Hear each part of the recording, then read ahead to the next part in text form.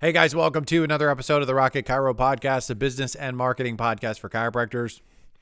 We're going to talk about Instagram today, and I'm going to do an overview of an article that I wrote that has a lot of data on it. The article is called "The Top Chiropractors on Instagram: What We Can Learn." I ended up going down a rabbit trail of Instagram, and I started looking at who are the top people, who have the most followers, how many likes are they getting on their posts per post, how interactive is their following based on how many likes they're getting relative to how many followers they have. I really went down the rabbit trail on Instagram because I just sort of got a bee in my bonnet and wanted to answer some questions. And then I ended up thinking this information might be useful to other chiropractors. I'm not going to go into all the details because the article is actually very lengthy. I may do a couple podcasts on some observations that I had on the article. If you want to read the whole thing and you want to nerd out on it like I did, you can go to rocketchiro.com/IG, just the letters IG. That will take you directly there and you can read the article for yourself. This podcast is really just going to be an overview of how did I find these chiropractors, like what was my criteria, and then just a few observations, not all of them, but just a few observations. Hopefully this doesn't get too techie and too nerdy for everyone where your eyes kind of roll back in your head, and hopefully the information is interesting. Now, before we get into that, I do want to just say this. If you got started with your practice recently or you're feeling a little bit stuck, check out my Next Step program. It is a place where you can get business and marketing tips for chiropractors that go more in depth than we do on the podcast, and you have access to me, and I can help you along the way as you start to build a solid foundation for being a competent small business owner. Great resource for new chiropractors or chiropractors that are feeling a little bit stuck or overwhelmed. The other thing I'll say is if you want a better website or you want to improve your SEO, go to Rocket Chiro, take my free practice assessment. I'd love to look at your stuff. I'd love to create a new website for you or help you with your SEO if that would be a good fit for you. So check that out at rocketchiro.com. So what I ended up doing was I've actually had this thought off and on about like, hey, who are the top chiropractors on Instagram? Do I even know who they are? And the answer is no, like I don't know who they are. And I didn't know off the top of my head. I know some of the chiropractors that are popular and they have big names, but they're just people I was like, I'm not even aware of who they are. I don't really nerd out on chiropractic treatment videos and chiropractor accounts and things of that nature, even though I work with chiropractors all the time. And so I decided to just go on Google and do a search for like, hey, who are the top chiropractors on Instagram? Sort of struck out there, didn't really get a lot of information. Ended up going to ChatGPT. I thought maybe AI knows, it's like, and ChatGPT basically told me to go to Instagram and do the work myself. I didn't really need AI to start bossing me around, but yeah. So basically that's what I was told by ChatGPT, and that's ultimately what I ended up doing. So how did I find these chiropractors? So I ended up with 23 people on my list. I am not claiming at all that these are all of the top 23 chiropractors on Instagram, because Instagram just isn't a place where you can easily search information and kind of sort through data. It just isn't. The way the search functions work and stuff is just not very user friendly for that sort of thing. There might be other services out there that make it easier to do. I'm unaware of those things. Didn't want to put the time and effort or money into solving that particular problem. So I just did the best that I could with some basic searching on Instagram.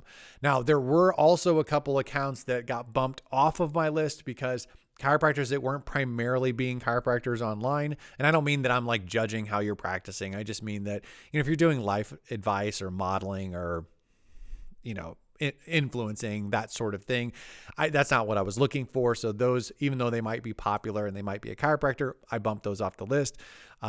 Also chiropractors where if they had their privacy settings set up to where I couldn't see their post likes, like how many likes they had recently, I bumped them off the list as well, because one of the things I did on this article is I did a deep dive into the 10 most recent posts, how many likes they had, what's the interaction, and if I can't see your stats, I can't fill out that information. And so that got you bumped off my list as well. So 23 names. I will say one of them is a physical therapist. That's because I thought what he was doing is very much in line with what chiropractors can or could do on Instagram. And I thought he had almost 100,000 followers. Why not include him? So I threw in a physical therapist as well. Of the 23 chiropractors, the average number of followers was 174,000 followers. The range went from hold on, let me look here real quick. I have it in front of me. The range went from 27,000 to 887,000, which honestly blew my mind. Like, I was just sort of shocked that a chiropractor doing chiropractic had that many followers. Maybe there is somebody that has more than that, but even that number blew my mind. I will say that those were outliers. And I have the list here. Let me look at it real quick. And I'm not going to say, if you want to see who these people are exactly, they're all in the article, rocketchiro.com/IG. Here we go. So the top person with 887 is OC Chiropractor. It's Orange County Chiropractor, Alex Van something or other. Don't know who that is. And so there was one with 887. There was one with 613,000, one with 321. And they start really dropping off. And actually the 613 and the 887,000 are the two that really stand out. Those are in terms of volume. So there are some potential mistakes with the data. So if you're going to nerd out on the data, like I nerded out on the data, I do want to acknowledge, and I did this in the article, just acknowledge potential flaws in the data. I did not analyze when it comes to interaction. I looked at likes, and you don't have to be a follower of someone to like a post. So to say this many likes and this many followers, and that's how I'm going to come up with an interaction percentage, like how active your community is, it's going to be a rough number because there could be people that are not followers who do like a particular post. So it throws the numbers off.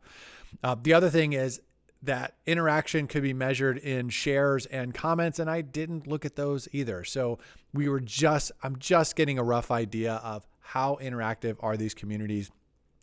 The other number that I thought was interesting is I also broke it down into how many followers does someone have per like, which I thought was really interesting. And it's just sort of a different way of looking at interaction.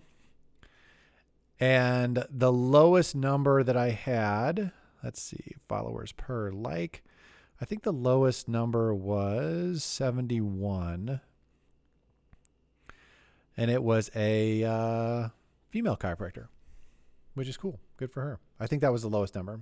And I'm not going to nerd out on all this stuff on audio and on the podcast because this gets, hairy. So I broke the content down into 7 categories because I also documented what type of content that chiropractors are putting out. And the 7 categories were this: treatment, education, shock, inspiration, celebrity, promotion, and humor. Those were the 7 categories. And basically when I looked over the 10 most recent posts for all of these chiropractors, I made a note of what type of content of those 10 posts, what are they putting out there? Most of these are self-explanatory, the treatment, the education. I will explain what shock is. And what I consider shock is whether a chiropractor intentionally or unintentionally, there is a shock value element that has nothing to do with what the chiropractor is actually, like the chiropractor being a chiropractor. Now, this could be a really aggressive adjustment. This could be the way the patient reacts. It could be the way a patient's dressed, where in some chiropractors, it was very obvious that they were intentionally videoing in such a way to like you'd see more revealing angle, or the person was wearing like really, really tight clothes or something. I would consider all of that shock. I would also consider, I saw a chiropractor who had a lot of tattoos on his neck and all kinds of stuff. And I don't think he was intentionally being shocking. Like, I don't think that was like, oh, he got all those tattoos just to get more clicks on Instagram. Like, I don't believe that at all. But I do believe that the amount of tattoos that he had and the fact that he was neck tattoos and head tattoos and all kinds of stuff, I do think that there is a shock or an intrigue element to that. So that fell into that category as well. So just kind of clarifying what that was. Now, some of the things that I actually thought were surprising to me, number one the thing that I'll point out, and this isn't surprising, but it just sort of validates something I already thought, is that treatment videos are by far the most popular. Of all the top chiropractors, 20 out of the 23 had treatment videos. They were the most common. It was really unusual. In fact, the physical therapist was one of the people that didn't have treatment videos, which sort of makes sense with what they're doing and how that's a little bit different than what chiropractors are doing. The other two, there was two other ones that didn't have treatment videos, but it was unusual to see one of those top chiropractors that wasn't doing treatment videos of some sort. That to me indicates that if you want to make progress on Instagram, I think the easiest low-hanging fruit way to do it is start posting treatment videos. I had sent this over to Strat Polson, who I've had on the podcast before. Had him look at it, give me some suggestions or thoughts about what I saw. And he had said that to me before. He was like, hey, listen, the treatment videos, that's like the way to go. And as I looked through all of this, it just confirmed what he had already told me. The things that were a little bit surprising to me is I see a lot of dumb chiropractor videos online. Dumb chiropractor videos online where chiropractors are trying to be funny. They're trying to be clever. And I will say this, being someone who's, I'm not saying I'm funny on the podcast because I don't necessarily think that I'm funny on the podcast. I'm not trying to be funny. But in my real life, I'm a pretty funny guy. I'm pretty good at making people laugh. I do a decent job of quick wit type stuff. I like telling stories. I like making people laugh. And I have a really, really, really, really, really strong conviction about the fact that you're either funny or you're not. And when you're not funny and you try to be funny, it's very, very cringy. I think it probably falls in the line of being like creative and clever also. Like the whole thing online, everybody wants to be a certain way and not everybody can be. And I'm not popular on social media. Like I'm just not. So I'm not telling you that I have the personality to be popular on social media and you don't. That's not what I'm saying. What I'm saying is that I see a lot of dumb chiropractors doing dumb things for attention. And I thought I would see a lot of that within the top chiropractors that I was looking at, and I really didn't. There were a few chiropractors that were doing, posted some things that were kind of humor related, or they were trying to be funny, or they were doing like a cute video. I only saw one chiropractor where the top post that they had posted had something to do with sort of a viral cute video of the ones that I looked at. And this particular chiropractor was really on the low end of all the chiropractors that I was looking at. Now, I'm not saying that he shouldn't do it or she shouldn't do it or whatever. Like, I'm not saying that. I'm just saying that I was expecting to see more silly videos because I see them so much with just the generic kind of low-level Instagram chiropractor that I normally see. I thought that was going to be pervasive, and it just isn't. And so I don't think humor probably moves the needle quite as much as what maybe some people think it's going to. The other thing, and this is sort of the same thing that I would say about the shock category as well, which is why I defined that before. I've also seen chiropractors where there's that shock element. People are dressed a certain way and they're sort of trying to fall into that like sex sells category where they're getting attention or whatever because someone's dressed a certain way. And I'm not telling you that you can't have pretty people on your video. And I'm not telling you can't have attractive people as patients and that you can't post videos online. They'll get attention. Then they'll probably get more attention than an ugly person. I mean, that's just sort of human nature. What I am saying and what I did notice is that although the videos that are overtly sexual do seem to get more attention, it doesn't seem to be good attention. And there was an article, and I linked to it. I put some quotes that were in the I put some quotes in the article and then actually linked to this article. And it's called Does Sex Still Sell? What Marketers Should Know. And it just talks about the fact that sex gets attention, but it doesn't sell outside of certain industries. And the healthcare industry would not be one of those industries. And industries like makeup, alcohol, impulse buying stuff, there's certain things that have to do with like image that are probably going to be more likely to have like sex sells, and anything related to sex, like those sort of things where sex really does sell. And in our case as healthcare providers, all you're doing, does it get attention? Yes. Does it make people remember that they saw it? Yes. But what they've noticed is that people don't really remember what the particular advertisement was about or what the particular account was about. They just remember the sexual part of it. So it's very counterproductive if you're actually trying to grow your practice as a chiropractor. I guess if you're just trying to get attention for the sake of attention.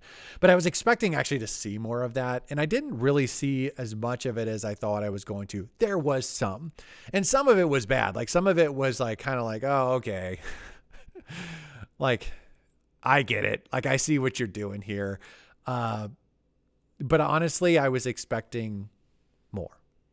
And I think that's good. Like high five to us as chiropractors that, turns out we don't have to be sleazeballs. Who would have thought? Last thing I want to note is this, and then I'll wrap this episode up, is there's a certain part of me that believes, and I sort of even alluded to this already. I was talking about like some people have the personality and some people don't. The nice thing about what I saw when I was looking at these different chiropractors, the nice thing about what I saw is that I saw different types of personalities. It wasn't this dominant, like boisterous, outgoing kind of whatever that personality is, that, and maybe it's my own like wrong way of thinking about it. But there was a certain way that I was thinking about, like people that are popular online are this particular way. So chiropractors who are popular online, they're this particular way. And what I noticed was a variety of different personalities, a variety of ways of communicating sort of the same ideas, or even within the context of those different types of content, people were doing them different ways. And I was really encouraged by that, because what I noticed from a treatment standpoint is some people talked a little bit more. They talked a little bit more. They had a little more interaction with the patient. Maybe they were doing some education on the video as they're working on the patient, and they're sort of doing stuff like that. And then there were other chiropractors that were on this list that it was pretty quiet. Like they're just doing their treatment and they're just good at what they do, and they're working with their hands, and that's the point of the video. And so it's sort of a two-sided thing that I noticed. One is that I was just glad to see that you don't have to be a certain personality type to have a big following on Instagram, because that's a difficult thing to change. Like I said, if you have to be funny to have a big following on Instagram, that's rough, because not everybody's funny. And I don't know that you can change that. I've not seen anybody do a good job of that. And so that's bad, but it's good to note that, like, hey, there are funny people and not funny people. There are serious people and not serious people. There are people with really clever, like fun personalities and very likable right out of the gate. And there are those people that are maybe a little more niche. And when it's like that's maybe they're not as kind of obviously likable or whatever. You have to give them a second, like whatever that is. I just noticed that there was a lot of diversity, and I think that that's a good thing. And to me, that's very encouraging. The one thing that I would say is this: if you're going to talk more, and I am guilty of talking too much, so I understand that. I know I get told all the time by the people I love the most that I talk too much. But if you're going to be someone that talks a lot online on your video, you need to have the personality that can hold someone's attention and make that where it isn't a detriment to your content. If you're more quiet, or if you don't really have that personality, or if you don't come across quite as well on video or whatever, I think that's fine. I would just lean into talking less and demonstrating more. And the fact that I saw both of those things being done was encouraging to me. So that was the other thing that just sort of caught me off guard, is I just was expecting to see people trying to be funny more, and that being the popular thing. I was expecting shock value, and that being the popular thing. And I was also expecting a certain personality and kind of having this uniformity with personality. And like, now that's the popular thing. And unfortunately, if you don't fall into these particular categories, you're kind of hosed. And that's not what I saw. And I think that that's good. And that should be encouraging for those of you who are wanting to grow your following on Instagram. So if you want more information about this particular article, like I said, I'm probably going to do some more podcasts about this. I may not. I'm sort of worn out in this, honestly. Like I've been looking at this for a while and I may or may not talk about it more. But if you want to actually check out the article, go to rocketchiro.com/IG. That'll take you right there and you can nerd out on all the stats as much as you want. All right, guys, that's it. I'm going to go ahead and wrap it up. Thank you for listening to the podcast. Thank you for subscribing. Thank you for sharing and all the cool things that you do. If you want help growing your practice, go to rocketchiro.com. If you want a better website, go to Rocket Chiro and request a practice assessment. I'll be happy to help you however I can. I'm done. I'm out of here. I will talk to you later. See ya.